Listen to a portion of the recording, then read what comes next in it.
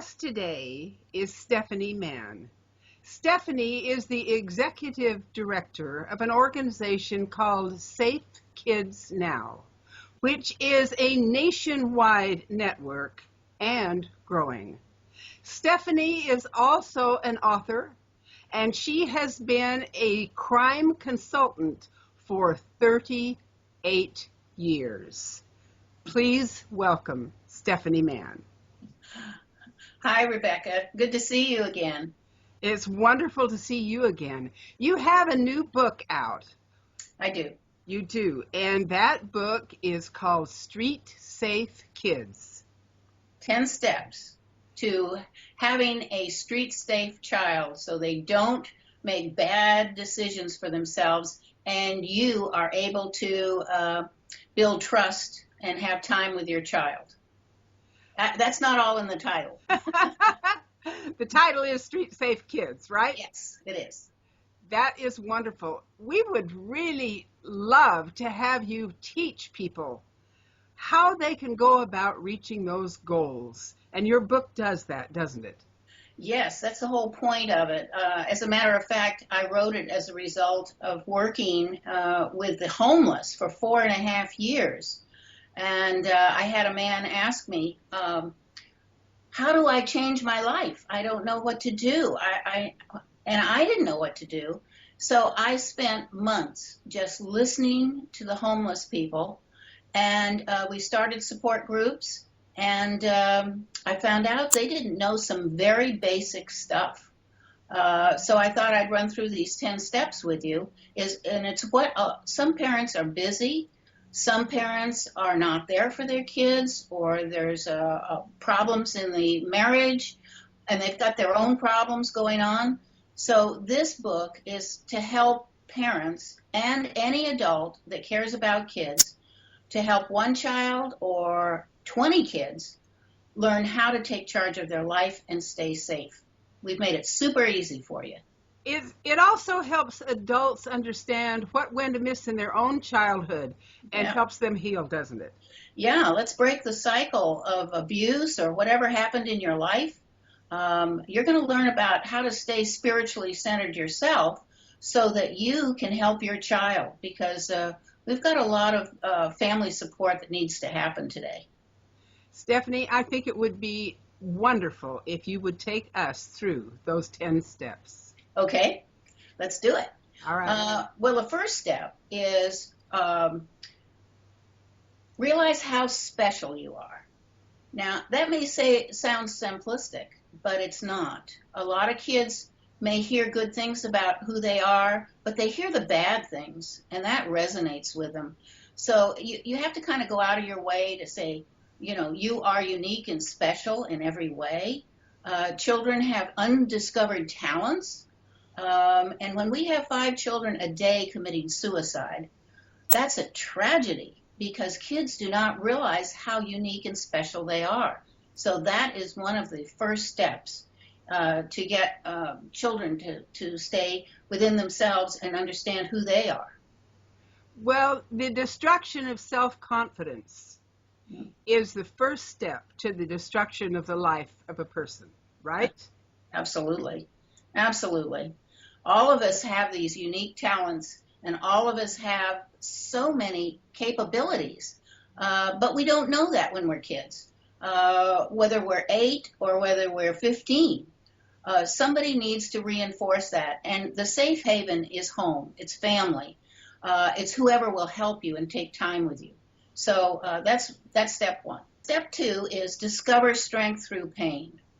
Now, most of us know that life is not easy. We are going to have bullies in our life. We're going to have problems come up. But instead of getting angry, we need to know that that pain that we're feeling is also our teacher. And if you experience somebody doing something bad to you, don't get angry about it. Try and learn from it. And learn, it will strengthen you and make you stronger. In other words, if it feels wrong, it probably is. Yeah. Yes, it is wrong. But pain, when we feel that inner pain, it is traumatic for children. But they have to learn how to handle it themselves. Parents can't intervene and protect kids all the time. I know we want to. I have 3 children myself. I have grandchildren. We want to rush in and save them. We cannot always save them, but we can make them stronger so that they can save themselves.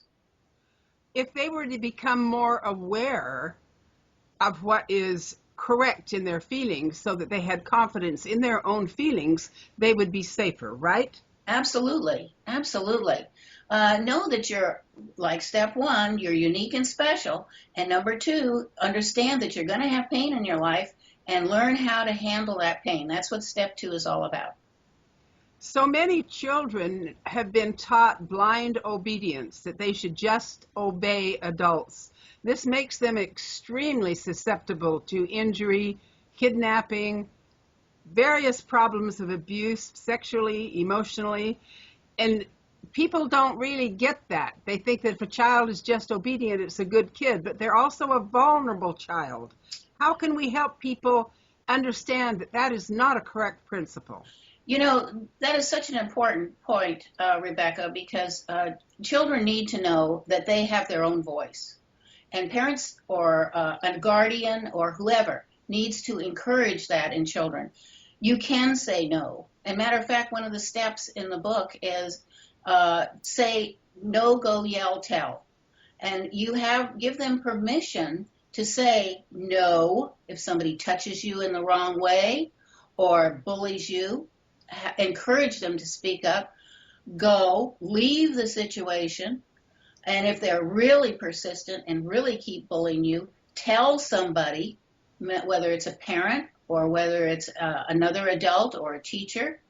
And then if that doesn't work and somebody grabs you, you yell your little head off. You know, teach kids to know, go, yell, tell. So that's in the book too. Enslavement of a child starts with enslaving their mind. And if they don't feel valued, if they don't feel their voice counts, if they don't feel they count, they are really going to be a magnet for people that will take advantage of them.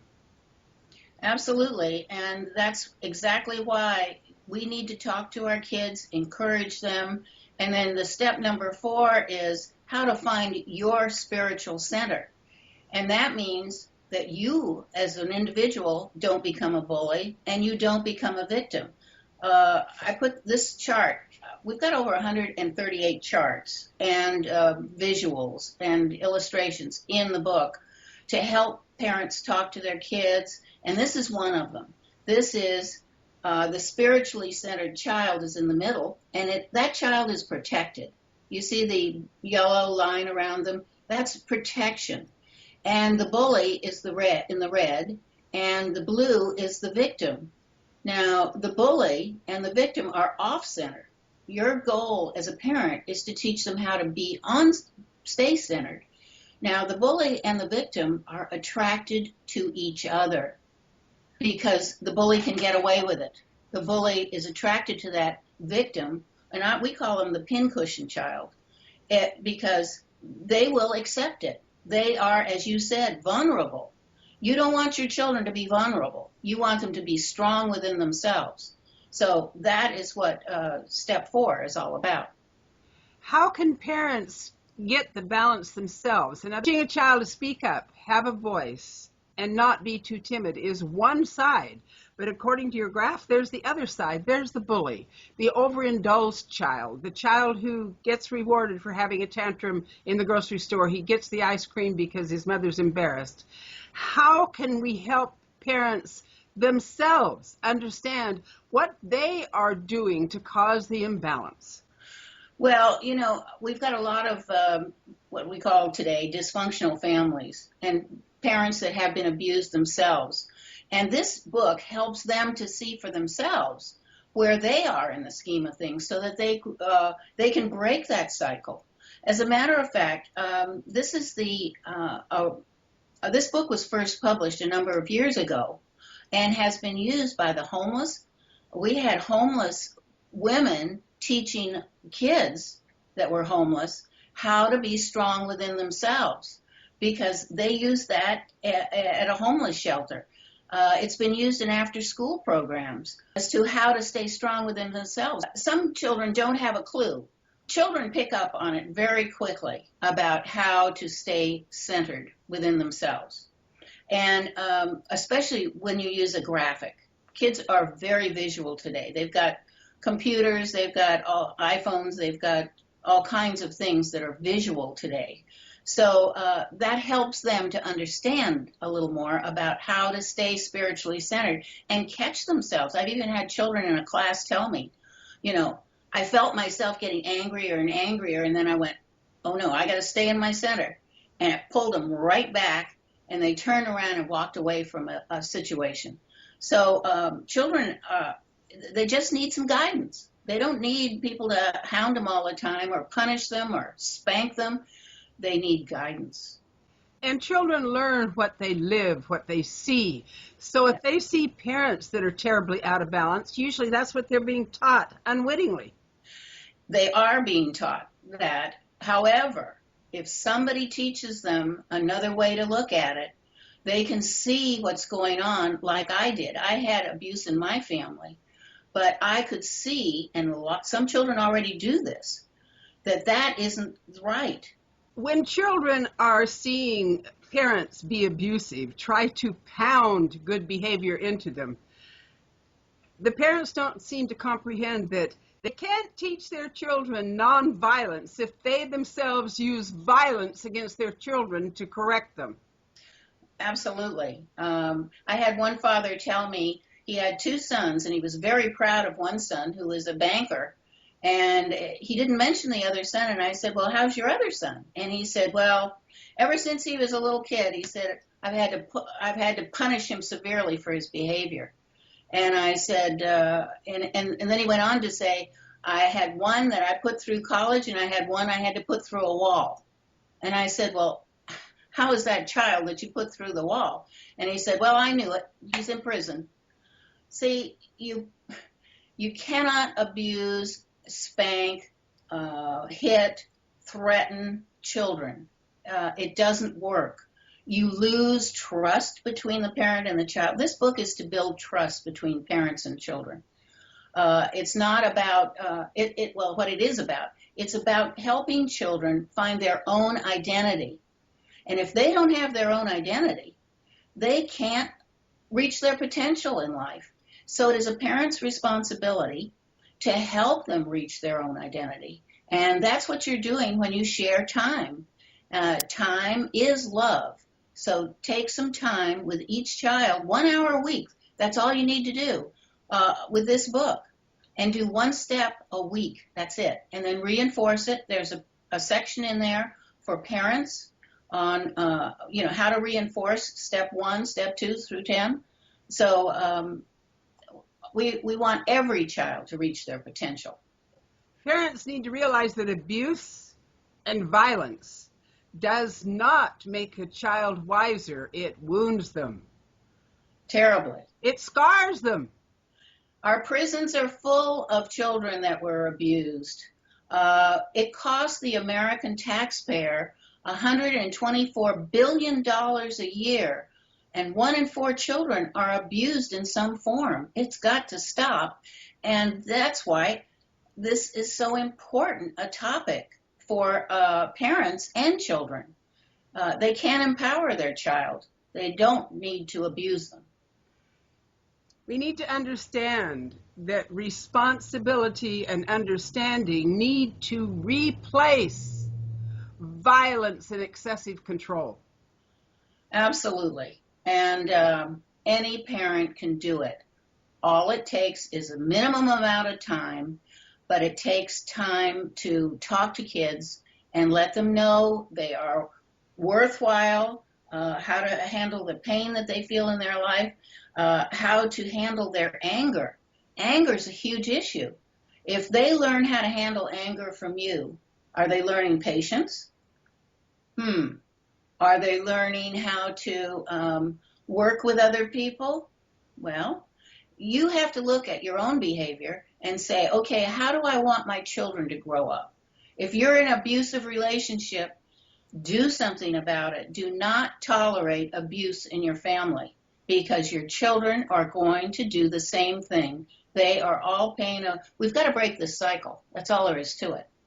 Well, the concept of so many dysfunctional little boys, they imagine that their ideal image of a man is either a gorilla or a tomcat. They have absolutely no concept of what a real man is because they've never seen it. Well, I must say, there are mentors out there that are wonderful for boys. And I've known a lot of them that work with boys, A.J. Jelani adopted 20 kids on the block. And he became the mentor on the block because he said he knew there were a lot of single mothers that lived there. And there were a lot of boys. Those boys today are coming back to thank A.J. for being some guidance. You can mentor one child, or you can mentor 20 children like A.J. did. So we have to empower ourselves so we can help others. It's amazing how many lives A.J. changed. Yeah, and you know A.J. Yes, and I'm a fan of his as well. Yes. And it's also amazing how few of us realize that just a little love, understanding, kindness, wisdom, a hand up, not a handout, a hand up. Right. The trouble with a hand out ultimately is the person that you carried still hasn't learned how to carry themselves. We need to teach them they are capable of being responsible for their life, and give them that inner strength, help them find their talent, their ability, their dream, their love, their direction. You are actually doing a disservice. Yes. If you do not help children find that inner power within themselves. Every child has it, but you have to help them find it. You have to let them know. This isn't about a hand out. It is, as you said, a hand up. Yes. And giving them that inner strength so that they know they have the power to reach their potential. They all know that they have that inner power, but you need to talk to them about it. There's an old proverb that says, give a man a fish, he'll live for a day. Teach him how to fish, he'll live for a lifetime. Absolutely. And we need to teach these kids that within them, they can find the wisdom. They can find the wisdom, the self-empowerment, the sensitivity to recognize cause and effect around them, to be safe, to grow, and to eventually become very self-sufficient. And your book has so many steps that helps them one by one on this path. Tell us more about that, Stephanie. Well, step 5 is trust your instincts and intuition. Children, especially children, who learn how to find their inner strength and center, pick up on that very quickly, because if they don't feel safe, that's your intuition. That's when you need to get out of a situation. If I'm walking down a street and all of a sudden I don't feel safe, find a group or find people or light or something to go to. Do not just ignore your intuition. Turn around and look and see if there's anybody around following you, or be aware. Wake up your intuition and pay attention. I've had people walk into an elevator that have told me, I knew I shouldn't have walked into that elevator. I didn't like the man that was in there, and they got raped in the elevator. What I'm saying is, she knew she shouldn't have gotten in that elevator, but she went in anyway. You can always make an excuse and say, oops, I forgot something, and take off. If you don't feel safe, pay attention. Your intuition, your instincts are, birds know what to do. And they're just little God's creatures. Right. But you are a human being. You have even more power than a little bird. Bird knows how to fly south in the winter and north in the summer. That's an instinct. So let's tap into your instincts, because God gave them to you. So use them. Pay attention. That bird also knows when to fly before the cat gets there. You're right. Yeah, so all of us ought to know when to fly, when to leave a situation when it looks like it's getting dangerous. Pay attention. So safety lies in understanding and wisdom. One of the reasons we have cameras on every corner is because a lot of people don't know how to use their instincts and their intuition. We want our safety, but empower kids so they know they have that inner safety, because there isn't going to always be a camera there to catch what's going on. You need to take charge of your child's life.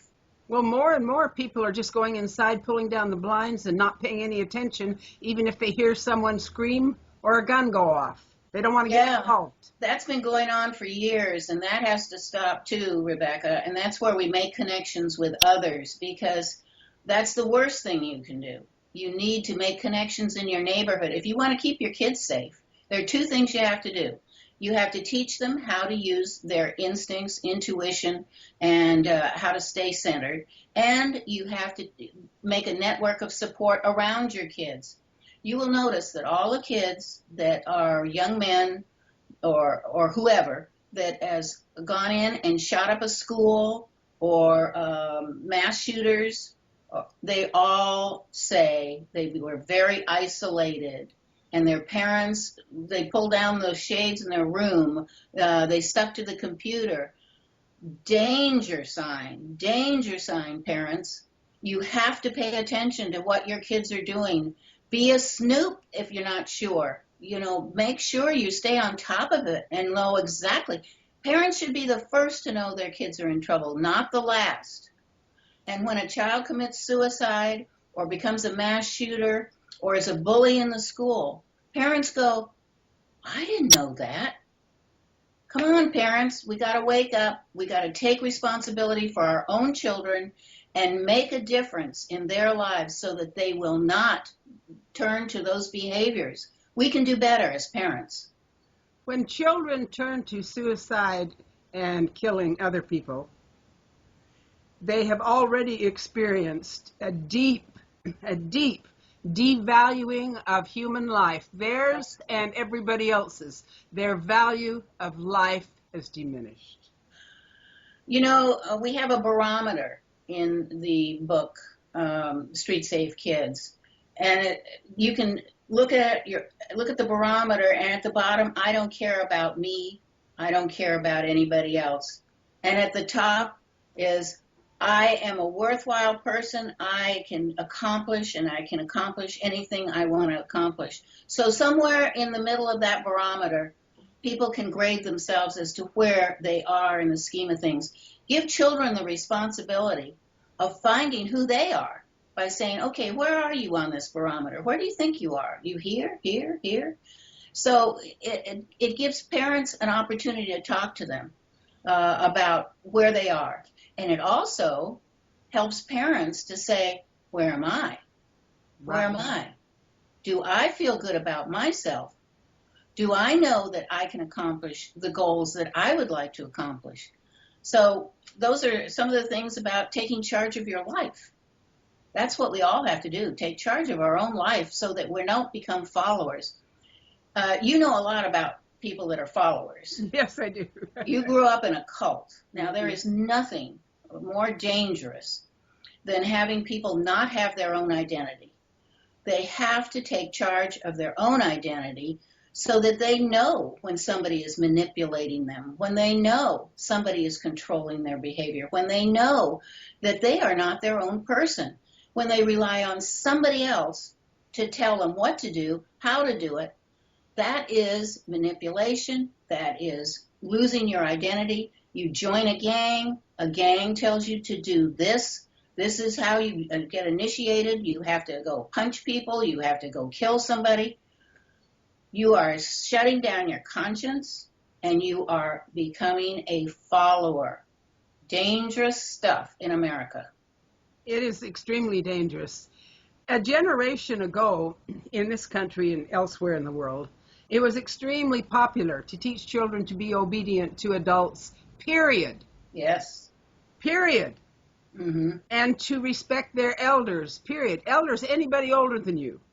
That's right. Okay, that's a setup It is indeed. for mental, emotional, and physical slavery. You bet. And cults could not exist if that factor were not still strong. Nor could gangs. No. Do you remember when, what was his name? Jim Jones. Right. See, I live in the Bay Area. And Jim Jones moved everybody down because he was a cult leader. Right. And he moved everybody to Guyana. And when he told them all to commit suicide, 900 people died. Isn't that crazy? That's crazy. It is crazy. But there are people out there that want to control you. So you as an adult have to take charge of your own life. What the common misconception is that control isn't dangerous. The truth of the matter is that a narcissist will up the ante completely to destroying you. Well, that's what ISIS is doing. Exactly. ISIS is a cult, nothing more than a evil cult. Right. And it is taking people that are angry, they don't know how to handle their life, they feel they are worthless. Now they're going to join a group that makes them feel important, makes them feel valued, and they're going to go fight the bad guys. They're going to blame somebody else for their anger and hold them responsible. Exactly. That's what the game And you said it better than I did. that's what the game is. What's our next step in the book, Stephanie? Okay, we're down to set goals to succeed, and that's step 7. Okay. And every child, we need to talk to our kids. Now, what is your goal for this semester at school, for example? You take small steps. You don't want them to say, well, I want to be a rock star. That's not a goal. That's a pipe dream. At this point, you want to take, what is your goal for this semester? I want to get A's, or I want to bring my grade up from a C to a B. I want to join the team. They have to be small steps. So help your child identify what their goals are. No matter what the goal is, encourage them. Because maybe your child is 5'2" and he wants to be a football player. If he wants to be a football player, encourage him. That's okay. He'll figure it out for himself whether he's going to be a football player or not. Right. You don't need to tell him. Right. So encourage children to set goals.